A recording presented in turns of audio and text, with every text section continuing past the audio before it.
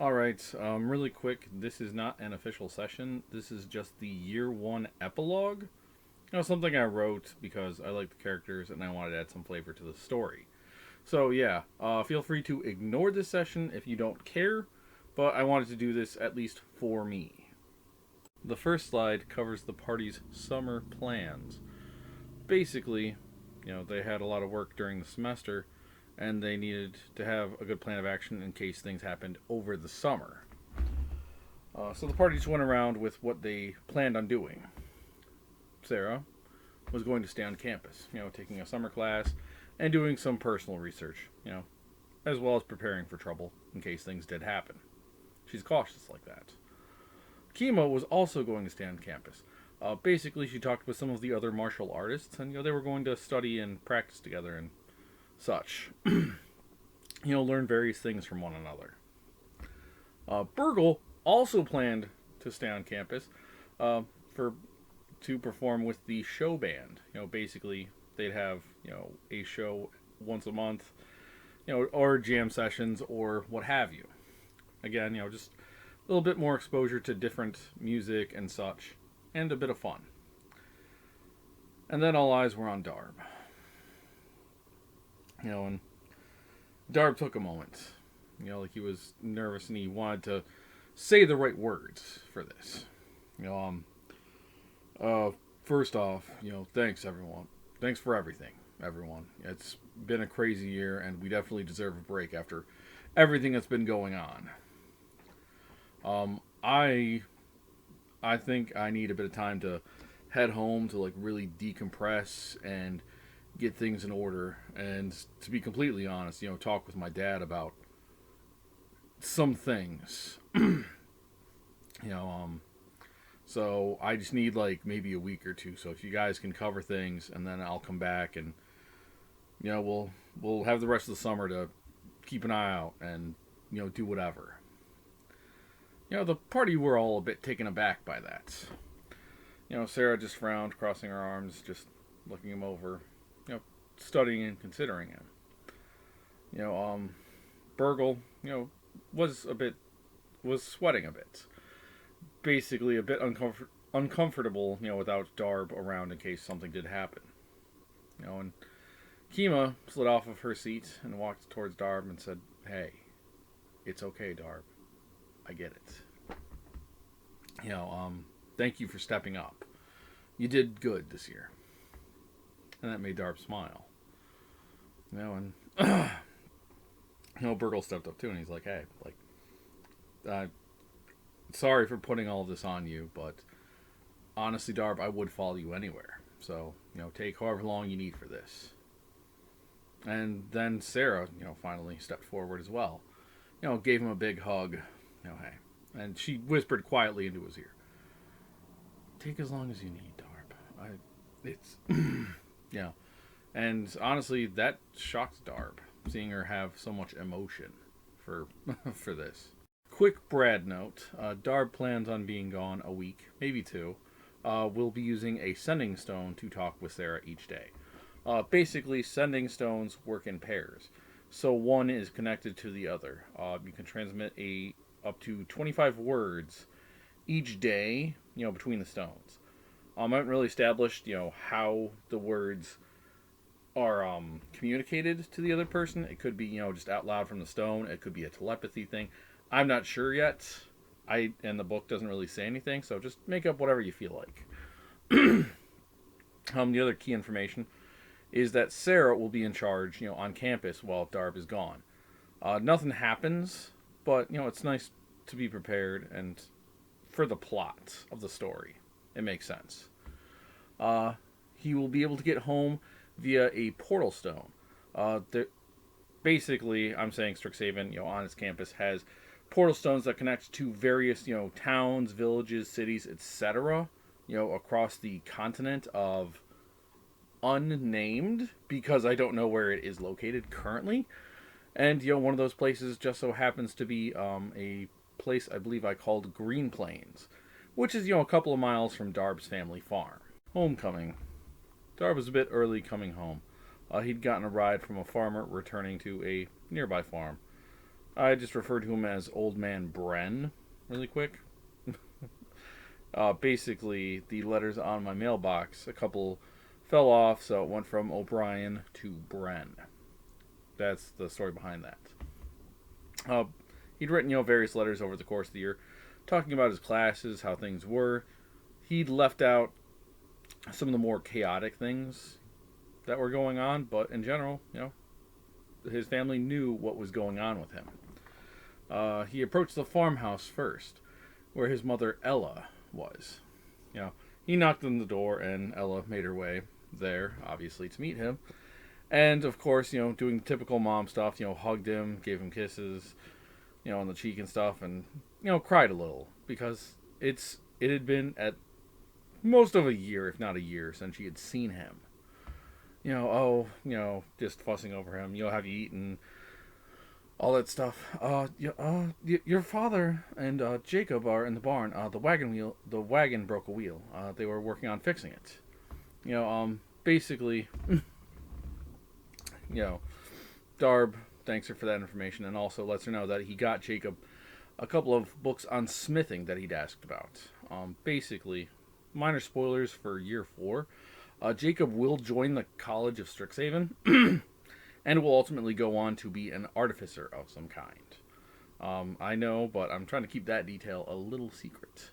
So yeah, Darb made his way out to the barn.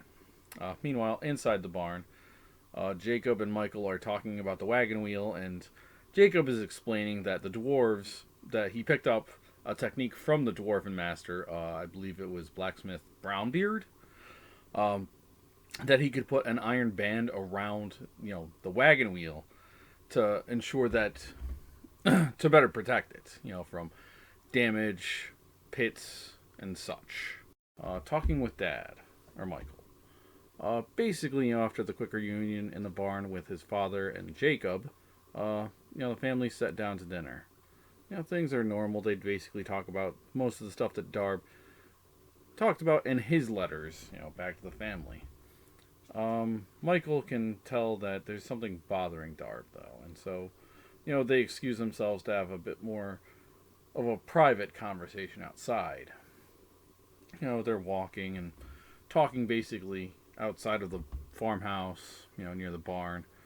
Darb's not really sure how to start the whole conversation about, dark oozes and this Mergaxer stuff. So, after some time, he gets an idea. And he pulls out the sword that Michael had given him before he set out. Hey, just wanted to show you. I've used your sword and I've kept it, pretty well maintained. And actually, I've gotten some upgrades with it, and I told you about that. But I can use it to cast magic. A couple of things like Thunderwave and Magic Missile, and it's been pretty useful. Oh, and I got this cool trick that I can show you really quick. Basically, he demonstrated the weapon bond that he had, where he set the weapon on the ground, and then with a bit of concentration, summoned it back into his hand. And Michael appreciated that. Looking it over, seeing the runes that were carved into the blade now. Darb swallowed nervously and, told him about the black ooze. To be quite honest, it's been really helpful. Because things have been a bit rough on campus. I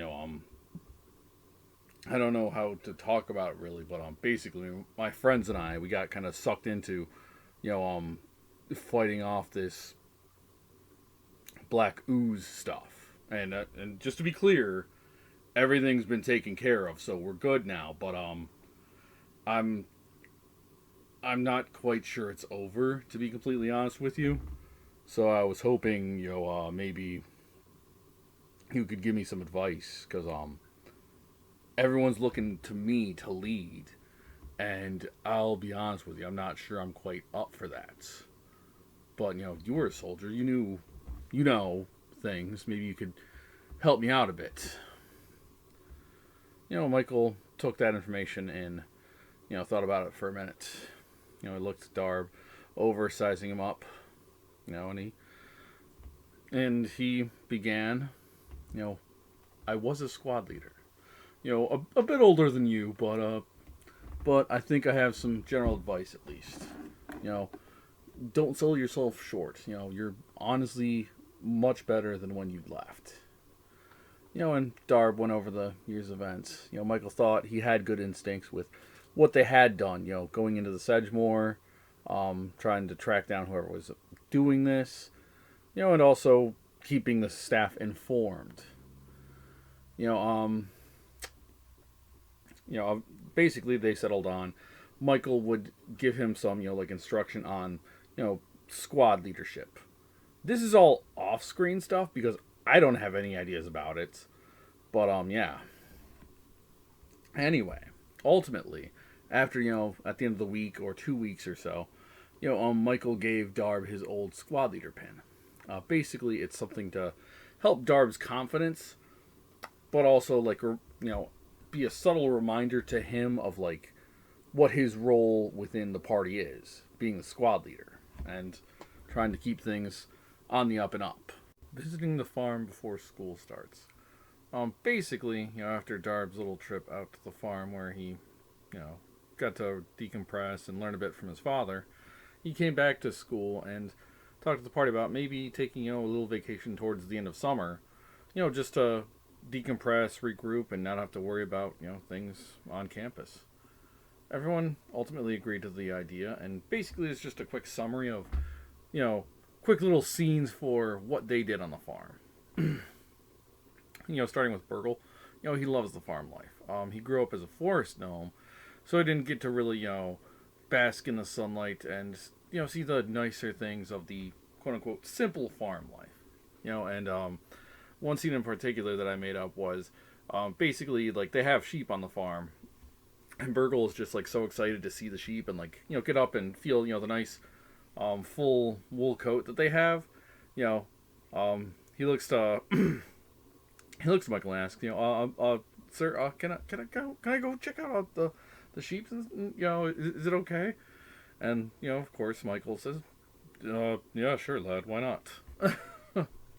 So, he goes, approaches, and oh my gosh, it's so soft. And, just caressing it with his hand and, puts his face against the sheep's, wool coat. And the sheep, honestly responds well to him, licking him slightly.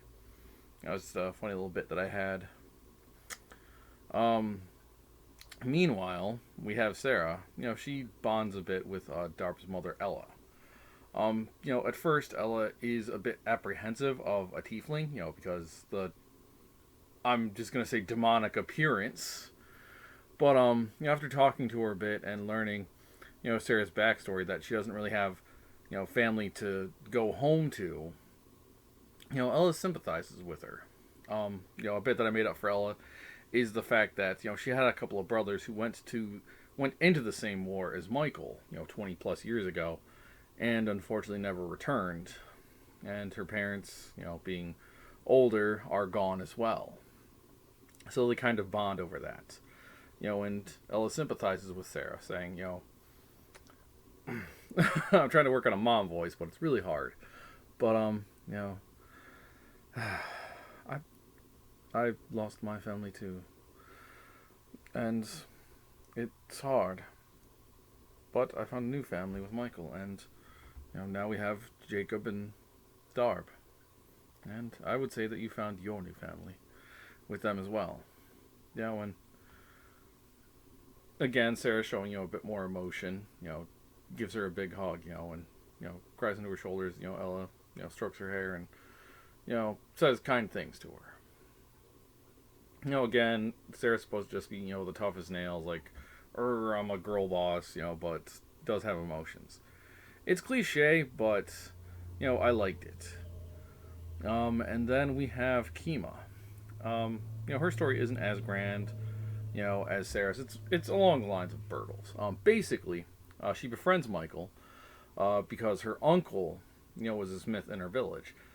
He didn't work as much with metals and ores, unfortunately, but he did have some good work with stone. So she teaches him a bit of, stonesmithing for Okay, I don't have specific examples, but you can work in something, maybe fire pits, fireplace, or hearth within the home, etc., etc. And also, she does, show everyone on the farm some yoga techniques, for stretching and circulation and flexibility and such. Just a nice little thing to get everybody, to calm down, have a nice time for roughly like a week or so over the summer break. Returning to school. Basically, the vacation was pretty uneventful. They had their bit of fun. They had a nice time. They got to decompress, like I said. So the party returned to school with like a couple days, maybe a week before classes began once again. Darb and Michael had a private chat, about Michael's assessment of the party. Overall, he thought they were good kids. He was surprised a bit by Sarah and Kima, in the war he'd fought against orcs, goblins, and such, and it was kind of surprising to see, no offense, a tiefling and a goblin actually being kindly. So, it threw him a bit, but overall he was okay with them because, he'd interacted with them, and he knew that, not everyone was bad, so there's not really much to say in that regard. As for his assessment of Burgle, he'd met a couple gnomes in his day, and admittedly he thought they were kind of head in the clouds types at times, or serious bookworms, so, he didn't know what to say without being rude exactly, but, he liked him. He seemed a good kid. He just needed somebody to have his back, and, he definitely felt like Darb could handle that, as well as the others. So Michael, stood in front of Darb, put his hands on his shoulders, said, again, I'm proud of you, son. It's been a rough year, but I think you're doing well, and, I can't wait to hear about what's going on next with you. And, of course, if things get too serious, you can always fall back here with your friends, and we'll figure something out if things come to that. Darb was a bit taken aback by that because, he wanted an easier too, but he appreciated the kindness, and returned Michael's hug. In addition, he gave Michael a sending stone so that he could communicate with him more easily, over the course of the year. Basically just like, oh, hey, like, Christmas break's coming up, so we can, come down for a visit or something like that. I unfortunately don't take advantage of that because homebrewing is tough, but maybe in the future, question mark? I don't know, we'll see what happens. But yeah, so with that, everyone returned to Green Plains Village and then back to Strixhaven University for the start of the second semester. There's a little bit more to come, but I just wanted to say this is wrapping up the summer session. Making magical items. Basically, this was another little piece that I added on to the end of year one, just as a nice little bonus, for the players and the party in general. Basically, what I did was, we returned to school. They talked with either Erzmiktok or Professor Lang, I believe it was, and basically, they're given, magic items. Granted, these aren't like the most powerful things, but basically, they're like a common spell or, action that they used, throughout the first year, or or something that they think sounds interesting that they would like to try out. And basically, it's just that in item form. I went with 3 charges per item, because it just seems like a nice number for in case you need to use something multiple times. Also, the items level up at the end of each year, so we're getting them at the end of year 1. They'll level up at the end of year 2, 3, and 4. Basically, getting different things.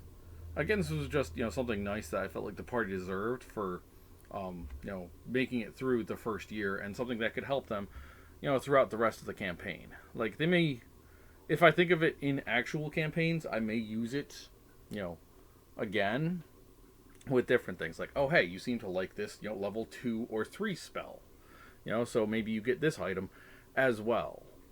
But as it stands, I made this And then I basically forgot about it for my party. But it was a nice idea, and I just wanted to share it because it's a nice little creative thing for in case people are like, I'd like to make magic items for my party. I just don't know where to start.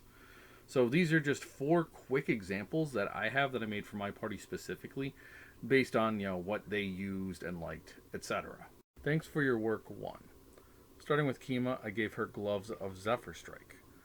Basically, the Zephyr Strike spell means that your movement does not provoke opportunity attacks. I gave her these specifically just because she is a monk and she's a very mobile character. And so, she may have to go from one fight to another, back and forth, trying to keep, hold the line, basically. With this, I gave it 3 charges per day. And also, it adds 1d8 force damage on a hit. Basically, 1 hit per turn, you can add 1d8 force damage. I felt like that was balanced. As you return, as it levels up at the end of each year, you gain 1d8 force damage. And after it levels up at the end of the 3rd year, you can make 1 attack with advantage. I felt like that felt like a nice thing for her. Sarah got the Wizard Monocle. This is something I totally made up. Basically gives her advantage on spell casting, 3 charges per day. So, attacks like Firebolt, Chromatic Orb, etc., she can, roll advantage 3 times, throughout the entire day, when they recharge at the next dawn. As it levels up, they can store a spell slot in it. So a level 1 spell slots after the first level up, and so on and so forth, as it levels up. So at the end of year 2, it would be level 1. At the end of year 3, it would be level 2. And at the end of year 4, it would be level 3. A little confusing, but it worked, I felt like. Thanks for your work, too. Burgle received a Healing Word bracelet. Basically, it works as the Healing Word spell does. It heals 1d4 plus your Charisma or Wisdom modifier. As it levels up, the dice increases. So it goes from 1d4, 1d6, 1d8, 1d10, or you can put in your own spell slots to increase the number of dice. So basically, it's like Healing Word, but you start out with an extra spell slot level, which I believe adds an extra dice each level. And basically, that's what it would do here if you put in your own spell slots. So, you'd roll 2d4, 2d6, 2d8, 2d10s. It feels like it could build up to being something more powerful. And I gave him this specifically because it felt like a good item for him to have, as he's kind of the healer of the group. Like he was in Connor's game, because Burgle is basically, this is like a prequel / offshoot, like different timeline version of my character from Connor's game. And then finally we get to Darb. I gave him the Glaive of Thunderwave. This comes with 1 charge per day. Can also channel spell slots to make it stronger. The Thunderwave spell, I believe, is 1d8 at first level, and then it, goes upward from there. As it levels up, gains additional charges per day. So 1, 2, 3. And then in the final year, can cast the Call Lightning spell, which takes 2 charges. So again, these things work like staves, but also they have recharging charges at each dawn. I felt like this was a fitting thing because Thunderwave is, a good spell for one of the frontline guys. Basically, use Thunderwave, knock the bad guys back, and then Call Lightning was just like a cool thing for later, when I think he should be able to cast it by that time. Like if he'd stayed just Eldritch Knight. Because that is a 4th level spell, if I recall correctly. I may be wrong on that. Next time on Brad the DM, the D&D vlogs, Strixhaven, A Curriculum of Chaos, Year 2. Basically, I'm going to do a quick, presentation like I did with these last couple sessions about a general overview of Year 2. On the major event of the year, because going from Year 2 through the rest of the campaign, basically, there's a major event for each year. So that's something, you need to talk with your party about and see if they're on board for. Because that will affect what sessions you have and, what sessions you may have to decide to cut.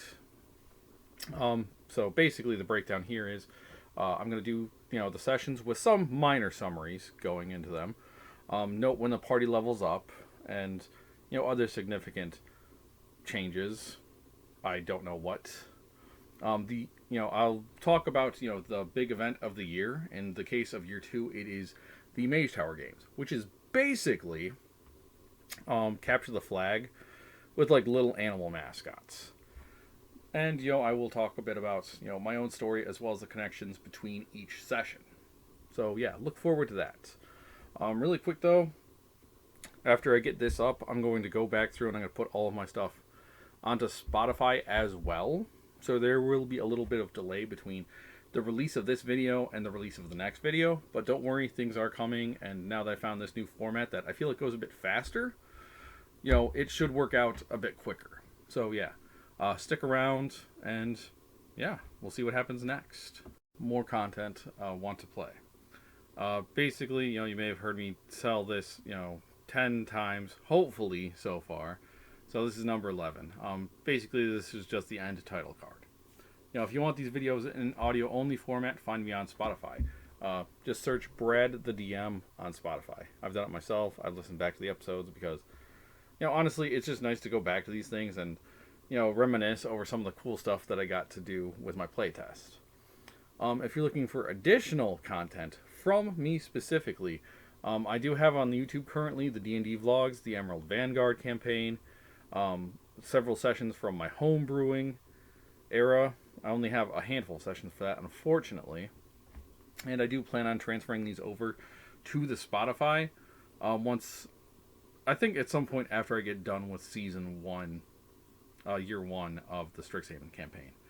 And then for those of you who would like to play, let me know. Comment below, on the YouTube video or on Spotify are the best places to do that. I do currently have some people interested in playing Strixhaven, so I'm trying to set up a game. I've got at least one player, and then I'm waiting to hear back from a couple more. So by the time you hear this, I may already have started the game. But, if you still want to reach out and talk about Strixhaven and maybe have a little fun with something, I can try and coordinate something with you. But, we'll see. Currently, like I said, still looking for a couple people, 4 to 5 players. We will see what happens. But, thank you for listening. I really do appreciate it. If you could leave a like or a comment or something, not for the algorithm, but just for me, just so I know to keep going for someone other than myself, I would genuinely appreciate that. Otherwise, all I have left to say is have fun, stay safe, keep hydrated, and of course, remember every character, every player, every DM has a story to tell. I'm Valiant Bradley James, Brad the DM, and this is the end of Year 1 of Strixhaven. Until next time, peace.